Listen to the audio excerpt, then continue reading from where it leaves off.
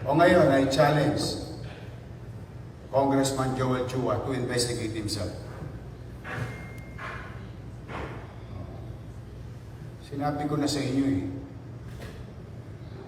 may gobyerno sa lungsod ng Maynila and it is called City Government of Manila, not City Congress of Manila. Sa totoo lang. O ngayon, pinaresto ko lahat yung mga tao doon at kinukumpiska namin yung mga gamit. And now we're doing what we need to do. Tingnan natin kung may masampulan. Yan ang kung bakit ako nalulungkot. Hindi pa nadala itong mga congressman. Iniimbestigahan na sila ng Presidente. Nagka-leche-leche ang flood control sa buong Pilipinas sa pakikialam ng mga congressman. Sino may sabi? Secretary po naman. Di ba? Inamin na nila Ang trabaho ng congressman, gumawa ng batas. Hindi magpagawa lang ng kung ano-ano. O ngayon, kung magpapagawa kayo, katulad ng ibang congressman dito, na nagpapaalam, humihingi ng permiso sa building official o sa city engineering, ina-aproba naman namin In fact, I'm gonna tell you, yung Limasalang, di ba isasara? Gagawin ng DPWH. O humingi ng permiso sa amin. O nagbayad ng buwis, 504,000 pesos. O, anong ibig namin sabihin? Pag magpapagawa kayo, humingi kayo ng permit, building permit. Ang higpit-higpit dito dati, nung araw, 30 square meter, 50 square meter, pinahihirapan nila para bigyan ng permit. Pero itong bilyon-bilyon, daang-daang milyon na project, hindi humihingi ng permit sa city government. O now, I'm calling the attention, and you tell him this. O, lumabas siya ngayon. Lumabas siya. Bakit? Lawyer pa yan. And I challenge him. He's a lawyer. Pwede ba magpatayo ng building ng walang building permit? Hindi pa siya natuto doon sa pinatayo niyang barangay hall na 19 million Oh. Tapos sasabihin nila, hindi kanila. Lalaki ng mga pangalan nila doon. So sa akin, yun ang hamon ko sa kanila. Ngayon nila imbestigahan sa Quadcom ang sarili nila. Totoo. The sauce for the gander should be the sauce for the goose. Tanong ko lawyer yan. Itanong mo sa kanya. Ito po tinatanong ni Yorme sa inyo. Congressman Joel Chua, Attorney Joel Chua, pwede po bang magtayo ng building ng walang building permit sa City Hall? And he's a lawyer. I am no lawyer. I may be wrong. Tapos nadurog. Tapos na-disenfranchise yung mga mamamayan namin. Mayor ba siya? Baka lang nahihirapi sila, nasanay sila nung nakaraang panahon na nagagawa nila yung gusto nilang gawin. Hindi. Kanina, naawa ako doon sa mga matatanda. Pero mo alam mo ginawa, pare? Pinatayan ng kuryente. Tapos pinalalayas. Nino? Nung kontraktor? Nino? Ni congressman? Dahil sa wala silang permit, pumasok sila sa amin, sa property namin, kaya kaya ngayon, nilak namin yung at pinakakasuhan namin. Ngayon, hinahanap namin kung ilang milyong piso yung property giniba nila without, ito pa isa, Congressman Joel Chua, pwede bang mag-demolish ng walang demolition permit?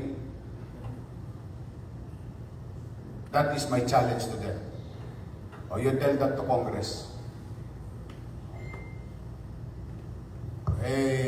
Sinabi ko na in-interview na nga ako sa bilyonaryo, kung naalala ninyo. Sinabi ko na yan, nagpa-abiso na ako. Baka kala nila, mga superman sila dyan. Basta ako may pananagutan sa taong bayan. Abusado yan mga katulad yung isang congressman pa doon sa District 2, yung Sunog Apog Pumping Station. Wala rin. Yan ang nangyayari. Base doon sa tanong mo, bakit hindi maghihilit ang ulo ng mga mayor? Bakit? Pakiramdam nila kasi, sila na ang pinakamakapangyarihan na taong gobyerno sa buong Pilipinas. They can do what they want to do because they are congressmen. They can investigate who they want to investigate because they are congressmen. On the premise of what? Good governance. Uulitin ko. Good governance. O sige. Pwede bang mag-demolish ng building ng gobyerno nang walang demolition permit? Pwede bang mag-construct vertically, horizontally, nang walang building permit? He's a lawyer, and I challenge him directly. Sabihin niya ngayon kung alin ang tama at mali. Baka mas magaling siya sa akin kasi lawyer siya. Iyan ang ano ko. Kaya ako talaga, basta ako, proteksyonan ko ang karapatan ng mga taga-Maynila because that is my obligation. Now, kung hindi sila hihinto sa pang-aabuso nila sa kanilang kapangyarihan, papapanagutin ko sila. Hindi ako, wala ako, no hard loss ako sa kanila. Sa totoo lang. Po ninyo, this is not about Isko Moreno or Joel Chua. This is about the City of Manila and the people of City of Manila. Dapat po kami, ang local government at ang national government ay nagtutulungan para nag-iisip po ng mga makabuluhang proyekto. Wala po siyang ginawa kung hindi gibain ng gibain yung mga ginagawa po namin.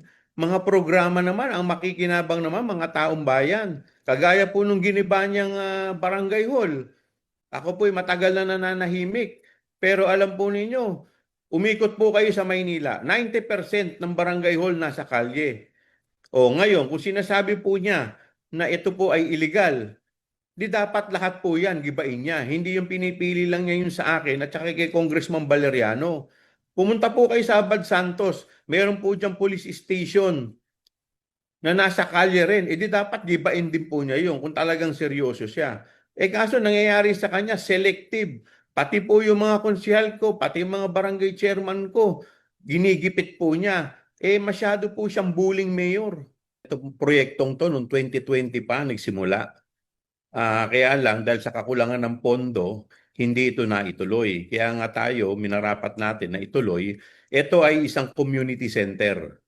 Ang laman po nito, dahil nakita natin yung problema dito sa kahabaan ng Rizal Avenue, yung marami mga homeless dyan na natutulog. Kaya dito sa community center na to, nung nakaraang administrasyon, tayo ay nakapag-ugnayan sa City Hall at nabuo po namin itong programang ito, itong proyektong ito, kung saan ang kasama po dito ay isang halfway house, kung saan yung mga homeless na natutulog sa kalye ay po pwede dong matulog sa gabi, may paliguan, may toilet sila, may kitchen soup. So bukod po dito, meron din itong dialysis center na unit. Meron din po itong para sa mga senior citizen, may daycare center, may naglagay rin po tayo dito ng permanent office ng district representative. So kahit na hindi na ako ang representative, meron na talagang district representative na opisina na nasa gitna o nasa sentro ng Santa Cruz. At meron din po dito mga recreational center. So, tayo, wala naman tayong nakikitang problema dito dahil ito'y pinropose lamang natin. Yung pagkukuha po ng permit na yan ay trabaho po yan ng DPWH. 'Di ba? So, hindi ko nga po maintindihan dito kay Mayor Isko Moreno kung bakit congressman ng congressman. Wala nang sinabi, gusto lang magpasikat, gusto magkaroon ng laman ng content yung kanyang vlog, wala nang ginawa kung hindi magko-congressman. Samantala may pamura-mura pa, ginagaya pa yung dating pangulo, 'di ba? Samantalang tapos na ang eleksyon, tapos na po ang palabas. Dapat kami po ay nag-iisip ng mga programa na makakatulong sa aming mga kadistrito at sa lungsod ng Maynila. Ito po isang makabuluhang programa at ang makikinabang po nito ay ang aming distrito at ang lungsod. So dinedeprive po niya ang aming distrito ng isang proyekto na mapapakinabangan ng mamamayan.